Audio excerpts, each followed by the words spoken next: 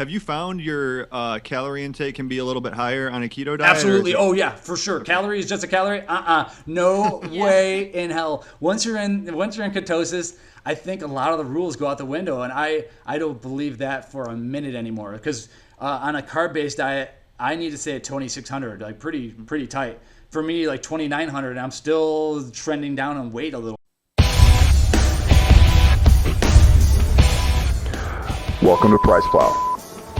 What's going on, Price Plow Nation and diet researchers out there who are looking for a little bit of information on this hot new diet study that was published in November of 2018. My name is Mike Roberto and I'm the founder of Price Plow. Normally on this channel and on our website, we cover diet and supplement industry news, reviews, and interviews. But today marks the start of a new segment where I'm going to cover and break down new diet research. And I've got a whopper of one for you today in a $12 million study done by Dr. David Ludwig of Harvard and the Boston Children's Hospital, done in conjunction with the Framingham State University. And this study was done in order to determine, when it comes to weight loss maintenance, does a calorie just equal a calorie?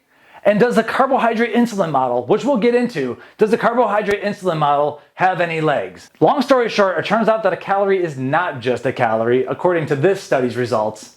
And this is a big study.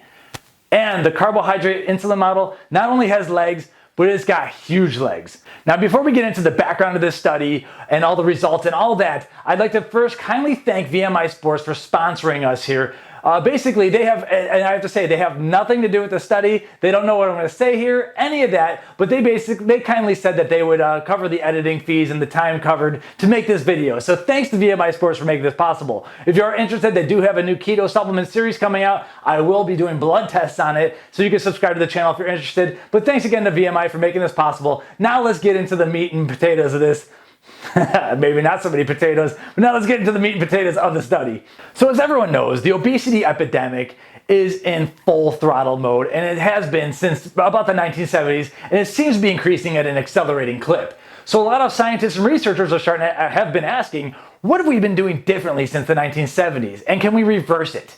So there's been kind of two major schools of thought, although there's more, but in general, one school of thought is that in general, we've been increasing our caloric consumption and we've been decreasing the amount of general movement since the 1970s. And so this is really just a question of accounting in terms of calories in versus calories out. And so that's called the CICO, or calories in, calories out kind of team. However, other researchers are going to point out that there's also been a huge surge of low nutrient, low fiber, high glycemic carbohydrates. So that ultimately began what's known as the low carbohydrate movement. Now, we know that it's easy to lose weight in the short term.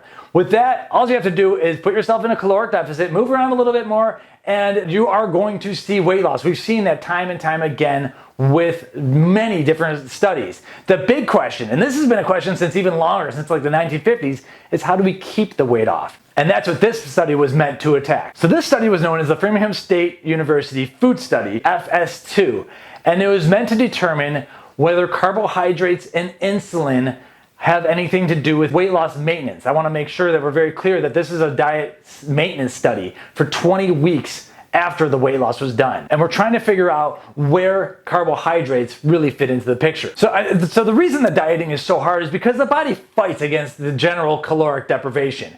If you put yourself into like one of these general, balanced diets with caloric deprivation, your body's going to do two things. It's either, and probably both, but it's going to do one of two things, probably both. It's going to get hungry, and eventually you're going to break in, or the metabolism's going to slow. So if you're just like on a general balanced diet doing 1,200 calories a day, eventually you're going to lose energy levels, and your body may try to achieve an equilibrium. It likes to be in homeostasis, and it's going to try to be at a 1,200 calorie maintenance level of expenditure as well. And then eventually the weight loss stops or you start getting hungry. And because of this, nearly every type of diet, most dieters gain the weight back within 1 to 2 years. And over the long course of time, most people in the Western, everything I'm talking about here is mostly geared towards Western dieters, mind you, but most Western dieters over the course of time gain 1 to 2 pounds per year. So because of all this, we're basically at the point where you can no longer, maybe in the 80s you could, but you can no longer exercise your way out of a diet. We are just too fat, too obese, and we have way too much extra energy on our bodies to simply exercise our way out of a diet. We're just too big. And for this reason, more extreme views than calories in versus calories out have started to come to the surface. And that's one of the things this study is trying to accomplish, because a low calorie, calories in versus calories out, caloric deficit, general diet strategy simply isn't working for us. So this is where the carbohydrate-insulin model comes in. And this is a model that argues that all this high carbohydrate, high glycemic carbohydrate, low nutrient, low fiber food that the establishment has been cramming down our throats ever since they started pushing this whole low fat thing down our throats has caused for us to have a greatly increased spike of insulin levels. So I'm talking about all the refined grains, the potato products, and especially all the added sugars, especially the fructose corn syrups. Now, with the added insulin comes the added fat storage. Insulin is a great hormone for tons of things. It's not always bad. You gotta have it, obviously, otherwise you're gonna die. But its job is energy storage. And so if you keep giving it energy, it's gonna keep storing it. The idea behind the carbohydrate insulin model is to keep insulin levels low so that you can work with your body and not against it in terms of getting it to burn fat and stop wanting to store it. And in general, the way we keep insulin levels low is by lowering carbohydrates. So the carbohydrate insulin model basically says we need to lower insulin, and that's typically done by lowering carbohydrates, and get it to a point where we are no longer storing fat like crazy. Now, it's important to note that this doesn't necessarily mean that you have to lower carbohydrates so far that you go into ketosis, which is a whole different state of metabolic state. But simply, you need to lower your carbohydrate intake to the point where you have a hormonal shift. The thing is that hormonal shift, when your insulin levels go lower and your body starts to work in different ways and starts to be able to use your fat for storage, not even in a deep level of ketosis, but even like a smidge level, it takes weeks to do this, to make the enzymatic and hormonal changes. Unfortunately, there's never been a weight loss maintenance study that went long enough to actually study the effects of that, because it does take multiple weeks for you to get adapted.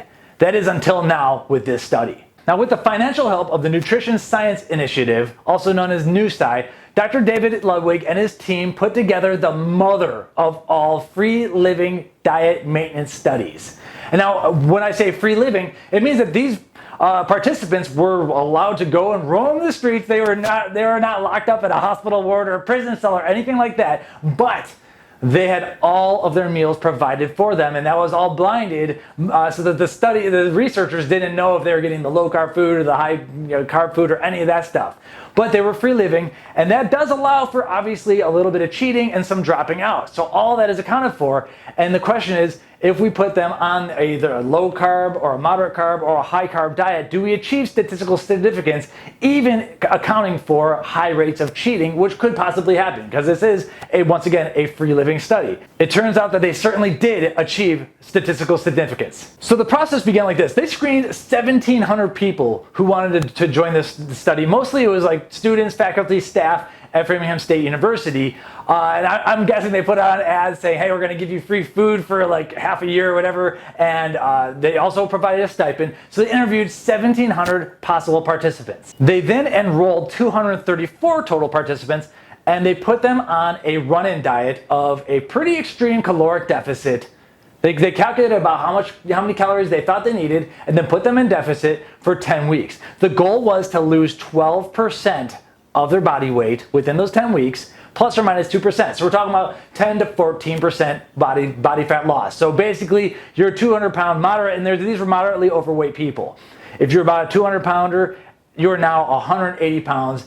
And if you were able to do that over the course of 10 weeks, then you made it to the next phase of the study, which is known as the test phase. So of those 234 participants, 164 of them lost about that 10 to 14% body weight range. The next question is, what do you do next? How do we keep the weight off? And this is where they get split into 3 different groups known as the test group. But first, they had to stabilize their weight for a couple of weeks. And by doing that, they had to inch the calories back up, stabilize their weight, And now we know exactly how many calories or so this person needs to stay, within that weight loss. So this 200-pound person is now stabilized at 180 pounds for a couple weeks. Now what?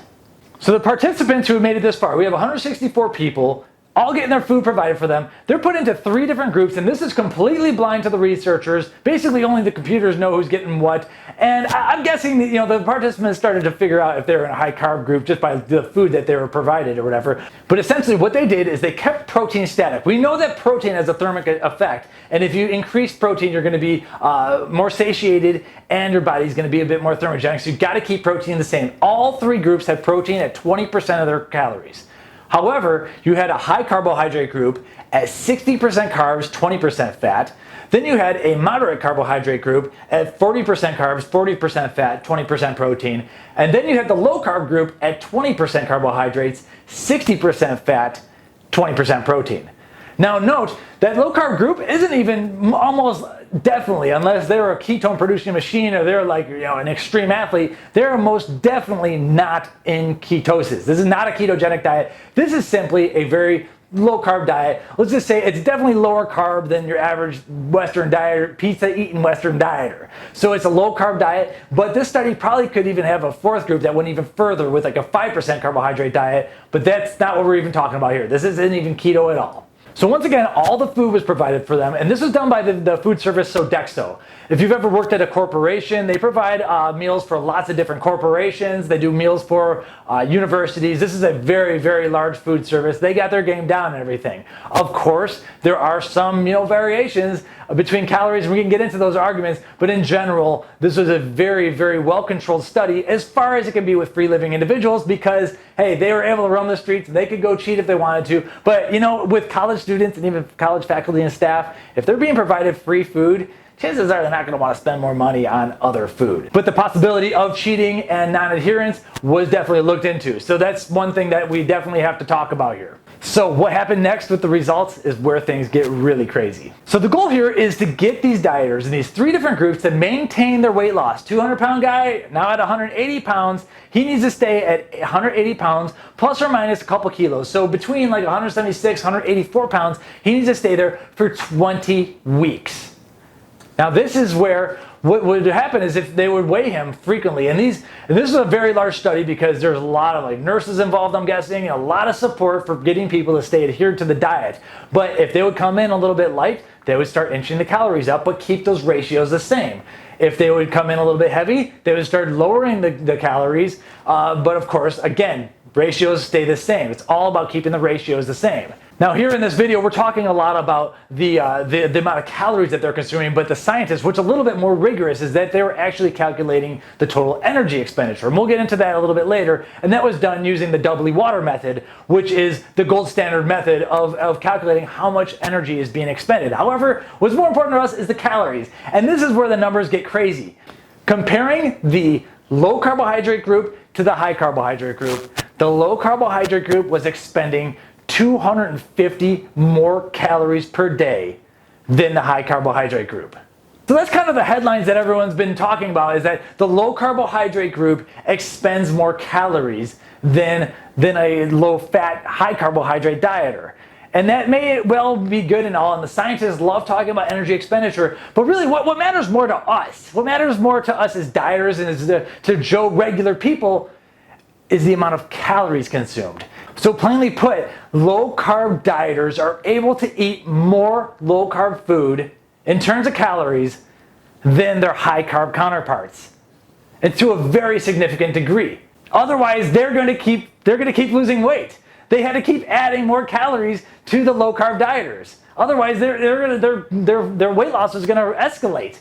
So this is a huge thing for us. Now I know the study discusses this, that it's actually more scientifically rigorous to talk about energy expenditure and the doubly labeled water method and all that. However, we're talking about calories here. Low carb dieters need more calories. So 250 calories, this isn't small, but it's even crazier. If you saw the intro of this video, you'll note that I noticed the exact same thing when tracking my stuff like a hawk, and this admittedly when I go into ketosis, but when I'm in keto, I need to have at least 250 to 300 more calories per day of, mostly fat and some protein calories than I do when I'm on a traditional Western diet. I've noticed the exact results on myself in the past, and we'll have that clip up there. I've noticed the exact same results for myself that this study had. So that's just anecdotal, but I think it's pretty interesting to see that my results actually reflected what was discovered in this study with these participants. So if we were to allow this to continue for multiple years, the 250 calories per day, if you believe in this caloric math, and you don't necessarily have to or not, but if this were allowed to continue, using the same strategies of burning 250 more calories per day and keeping those calories nice and low, the low-carb dieters would have lost about 20 more pounds over the course of 2 or 3 years. Now, if everything is above board statistically, and so far it looks like it is, and all the data is public for everyone to see, except for the exact food meal plans that come from Sodexo, I think a lot of people would like to see that. We can talk about it later. But so if everything's above board, and so far it really does seem to be, this teaches us one of two things, possibly both. First off, a calorie is not just a calorie. In fact, a carbohydrate isn't even just a carbohydrate. That's why I'd like to see exactly what foods they are having, because the body doesn't handle fructose the same way it even handles glucose. Well, who's to say that it's going to handle carbohydrates the same as the fat? It didn't happen in this case to a very significant degree. It gets even more extreme in the next case. Second is that the carbohydrate-insulin model not only has legs, it's got massive legs. So chances are it's actually both of these things. But it gets even crazier. Remember, we're testing the carbohydrate-insulin model here. We should be looking at insulin levels, and that's what they did. Now, way back in the beginning of the study, back when we're back to 200 pounds now, the researchers, and this is all blinded, so they don't know who's who. The data goes into a computer and stays blinded from the researchers. But they gave every participant a bolus of carbohydrate, glucose, and then 30 minutes later, they checked their serum glucose, but also, more importantly, their serum insulin levels. Now, they've taken that data and then mapping it to the results is where it gets wild. The highest 3%, so you break down into groups of 3. The highest third of individuals with the highest serum insulin response, those individuals in the low-carb group had a whopping 478 calories of metabolic advantage versus their high insulin, high carbohydrate dieters counterparts. So basically, if you have a high insulin response, and I have a feeling for me personally, I kind of have like a moderately high one. If you have a high insulin response, you are basically on a low-carb diet. You can basically eat a whole other low-carb meal and stay the same weight as if you had an identical twin who's doing the same thing but on a high carbohydrate diet. It is that important. And for this reason, we have researchers like Dr. Benjamin Beekman, who we've had on our channel, who said that we need to do more than just get serum glucose, serum fasted glucose levels, and even more than HbA1c. And not even all doctors get HbA1c levels. We need to look at insulin levels, because if you are a high insulin secretor, then you are going to be storing fat like crazy on a high carbohydrate diet. So this data works well with just basically the general public of all these participants. But when you look at the people who have the highest serum insulin levels, it gets crazy, nearly 500 calories a day. So for these individuals especially, a calorie most definitely does not equal a calorie. Meanwhile, to complement all this data, the low carbohydrate groups had a far better improved, as carbohydrates went down, their serum triglyceride to HDL cholesterol ratios improved as well. So what's funny is that we can get into a whole other argument, the whole cholesterol thing, but when people come in with high cholesterol, what do the doctors often do? They give them a drug, but they also tell them go on a low-fat diet. Well, it turns out the exact opposite happened. As the fat increased, as the carbohydrates decreased, their triglycerides and their cholesterol improved. Everything that we've been told is the complete opposite. So again, all this data is completely open, which is really cool to see. Now, if you read the full text of the study, and we'll have links to that in the description, you're going to see that there's two groups that are often mentioned. You have the per protocol group and the intention to treat group. Now, the intention to treat group is the group of individuals who made it. Now, we're talking about all the people who made it to the test range. So they made it through the run-in. They lost about 12% body fat, give or take 2%, and then they began the test. Now, the intention to treat group, these are the ones who did not make it the full 20 weeks sticking within their 2 kilogram weight loss range. They weren't able to maintain the weight. And then the per protocol group, those are the ones that did make it the 20 extra weeks of weight loss maintenance. They did make it and kept off the weight within, within 2 kilograms. Now, what the researchers do is they look at the data for both of them. And no matter what, even if you look at the failures who didn't adhere to the diet, you still achieve statistical significance that the low-carb dieters did better. But when you calculate the per protocol ones, the ones who stuck with it and succeeded throughout the entire 20 weeks, the low-carb dieters do even better. But it's important to talk about adherence because this is often a thing that the calories in, calories out crew argues. Like, hey, whatever diet you could adhere to better is the one that's best for you. Well, time and time again, we see that the low-carb diets are the ones that are better to adhere to. I mean, for me personally, I want the diet that's going to allow me to have fatty barbecue. Let's be honest here. Low-fat food sucks.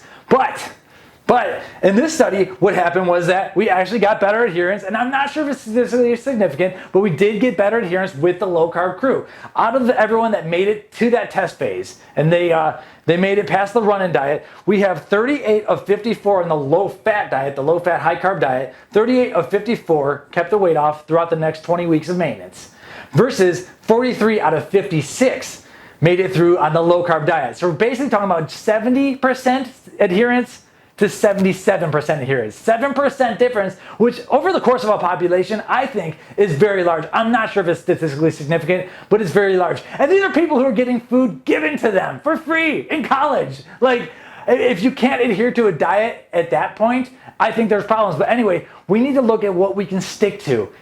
And when you make that argument, it's still the low-carb diet that does better. Now again, this is a $12 million study, and obviously when you're spending $12 million, you want it to be perfect. Unfortunately, with the free living type of study, it's not going to be perfect. We can't put these people into a prison cell and make them eat exactly what we want them to eat. And even then, we sometimes have issues calculating what is a calorie. There's still that issue, and that's another problem with the calories in, calories out thing, is that it's tough to calculate. This paint on the wall right here, that's got calories. So anyway, there are some criticisms of the study, and we do need to cover them. First off, we are still arguing about whether or not energy expenditure, the energy expenditure calculations were done properly with this study. There are a lot of arguments that the doubly labeled water experiment, which has to do with drinking non-radioactive isotope water and then measuring the output, well, this hasn't been proven for low-carb dieters. My response is like, you know what, that's great for the scientists. We're looking at amount of calories, and when you tell me that a low-carb dieter needs to keep eating more food, otherwise they're going to keep losing more weight, well, that already tells me that energy expenditure is higher, or it tells me that you're calculating calories wrong, and maybe we shouldn't be paying as much attention to those calories in the first place, especially once you get into these low-carb modes and your body has adapted to burning a little bit more fat. Another thing is that there's been some arguments over some of the statistical measures here. And we've seen that a lot of these arguments have been shot down by Harvard professors who are experts in statistics. And so Dr. David Ludwig is very intelligent, and this is a very, very defensively minded study because I think they knew that they're going to get attacked from many different ways. So they did statistical analysis, even like guessing. Let's just say that the adherence was low. Even if adherence was low and that the low-carb eaters started eating a ton of carbs, they calculated for that. They defended for that, and they still achieved statistical significance. So they're starting some nitpicking at some of the stats that were used, but at the end of the day, it doesn't matter because when you have a high insulin user who is expending 500 more calories than his other high insulin, high carb counterpart, no matter what you do, you're going to stick with statistical significance. So far, we've only seen a couple articles trying to attack this, and they're like nitpicking at small, minor statistical nuances and already getting rejected. It seems like there's not a really good argument coming from the establishments because it is really well defended. And even though it wasn't perfect, and even though there are still new things to prove, and even though nothing is ever proven by a study, this is just basically a demonstration on what happened to 164 people in Massachusetts. You and I could be different. Maybe more extreme, maybe less extreme. It seems to be insulin related though. Either way, science never proves anything. We are just demonstrating things. But this has demonstrated that the carbohydrate-insulin model has huge legs, and it has demonstrated that there's at least been a nice little nail in the coffin for the calories in, calories out movement. Although that works in the short term, we need to talk about completely reversing this obesity epidemic, and we need to talk about keeping it off.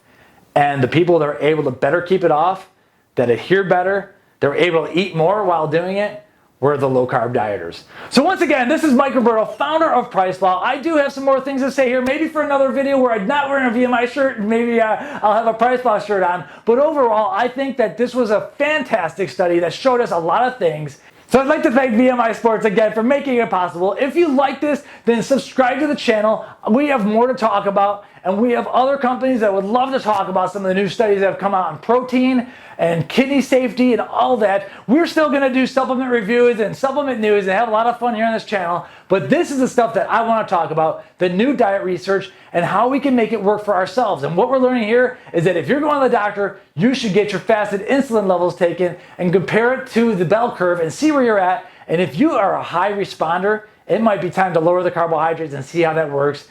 And we will be going into that world further as we begin the ketogenic diet experiment. So stay tuned. Thank you. Welcome to PricePlow.